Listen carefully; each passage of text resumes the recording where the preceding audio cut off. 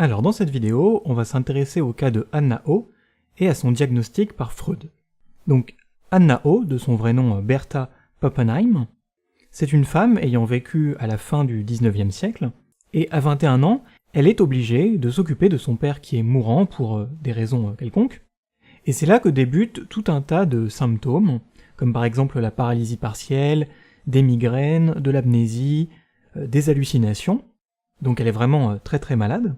Et pour essayer de se faire soigner, elle fait appel à un médecin autrichien qui s'appelle Joseph Breuer. Donc Joseph Breuer, on le voit ici, au milieu. Donc c'est un ami et un collègue de Freud, et il la suit de 1880 à 1882. Donc lorsqu'elle débute son suivi, elle a 21 ans, et lorsqu'elle arrête, elle a 23 ans. Alors c'est intéressant parce que Joseph Breuer, il utilise une méthode qui est un petit peu particulière pour essayer de la soigner, puisque son diagnostic initial, c'est qu'elle est victime d'hystérie.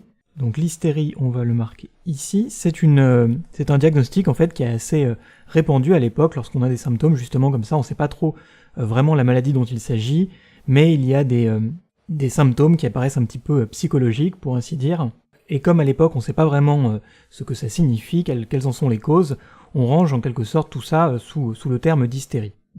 Et donc il la suit comme ça pour essayer de soigner son hystérie. Plus il parle avec elle, plus ses symptômes semblent s'amenuiser. Donc non seulement il fait une cure par la parole,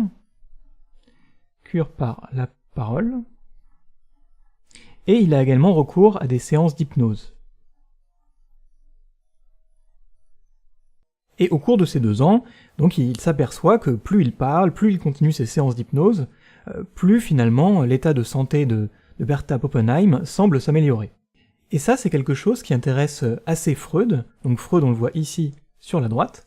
Alors Freud, ce n'est pas un psychologue, à l'origine c'est vraiment un médecin, simplement il n'y a pas de diplôme de psychologie à l'époque, la discipline n'est pas encore reconnue, et donc c'est vraiment en tant que médecin qu'il s'intéresse à cette patiente. Cependant il faut noter que Freud ne rencontrera jamais Anna O, simplement toutes les connaissances qu'il a de Anna O, il les a par le biais de Joseph Breuer, et des rapports donc de Breuer.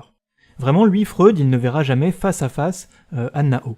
Mais même s'il ne la voit pas en face de lui, Freud, ça l'empêche pas de poser un diagnostic, et pour lui, la raison pour laquelle Anna O a tous ces symptômes, a ces paralysies, ces migraines, cette amnésie, etc., eh bien c'est parce qu'elle a été abusée sexuellement par son père dans son enfance. Donc pour Freud, Anna O a été abusée sexuellement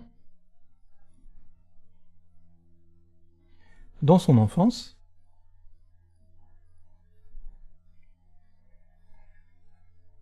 et non seulement dans son enfance mais par son père,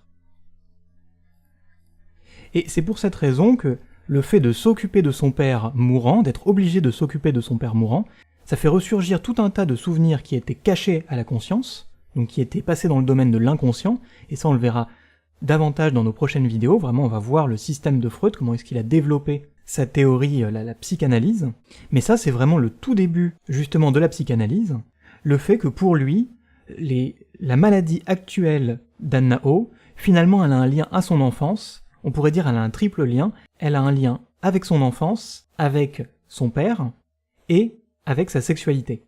Et ça on le verra, le caractère familial, l'enfance et la sexualité, ce sont vraiment les points cardinaux de la théorie de Freud. Et donc pour Freud, c'est vraiment le fait qu'elle a été abusée sexuellement, qu'elle a tenté de refouler toutes ses émotions, tous ses souvenirs, qui lui rappelaient finalement cette expérience traumatisante, et tout ça, ça fait que lorsqu'elle est obligée de s'occuper de son père une quinzaine d'années plus tard, eh bien, ses souvenirs tentent de remonter à la surface, et s'expriment par des biais détournés, comme par exemple justement tous ces symptômes, toute cette maladie. Donc ça, c'est le diagnostic de Freud. Donc il faut bien noter, comme on l'a déjà dit, que ce diagnostic, Freud, il l'établit en n'ayant jamais véritablement vu Anna O de lui-même. Il établit ce diagnostic simplement d'après les rapports donnés par Breuer. Et d'ailleurs, son diagnostic, justement, ce sera vraiment le point de rupture avec Breuer. Breuer est en désaccord avec le diagnostic proposé par Freud, et donc ça marquera vraiment une rupture entre les deux médecins. On peut également noter que le cas d'Anna O et son traitement par Breuer, aujourd'hui il est assez critiqué, puisque en réalité, apparemment, le traitement par Breuer n'était pas du tout aussi efficace qu'il le prétendait, et donc Annao a dû repasser par tout un tas de cures par la suite pour essayer en quelque sorte de supprimer les dommages faits par le traitement de Breuer. Donc ça c'est l'aspect un petit peu plus polémique, un petit peu plus critique de cette histoire. Mais simplement c'est intéressant de remarquer que ce cas, le cas de Annao, ça marque vraiment le début de la psychanalyse, puisque c'est la première tentative, par Freud en l'occurrence, pour essayer d'expliquer cliniquement ce qu'est l'inconscient. D'autres personnes s'étaient déjà intéressées finalement à l'inconscient, mais ici Freud essaie vraiment de l'analyser cliniquement et tente, par son diagnostic, d'apporter une solution. Donc on le verra, sa solution elle est critiquée, mais en tout cas c'est une première tentative d'explication et ça mérite d'être noté. Donc voilà, j'espère que ça aura pu vous intéresser. Si c'est le cas, n'hésitez pas à laisser un j'aime et à vous abonner, et puis on se voit dans une prochaine vidéo pour continuer notre exploration de Freud.